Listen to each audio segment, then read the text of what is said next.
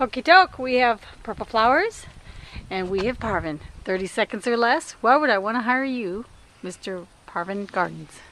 Because I've done gardening for about 50 years and I have two nice dogs. If you'd like to have a dog come over and be in your yard while I'm working, there's my Hey, two Dolly. collies. Hey, Eklund.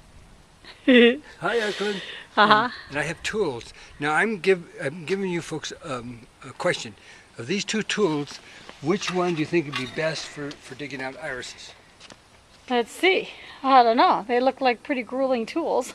So let's try it right here. Here's the iris. All right. It needs to be dug up and divided every year. This is clay soil in San Luis Obispo. Okay, and these are irises, aren't they? Okay, I'm trying this tool. I didn't know which one. This is the first time I've dug these up here. This one isn't working too well. All right, So now I'll do this. This is a fireman's tool. See, I can bite it in there a little bit. Uh-huh.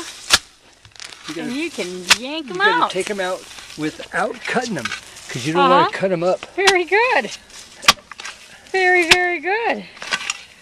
There. Okay, so what are you going to do with these irises? I'm going to divide them up and put them in this here container, Uh-huh. and I'm going to save them till next year and plant them, because sometimes they're rot in the winter because we have clay soil here. Uh-huh. If you're curious about the soil, it's called montmorillonite.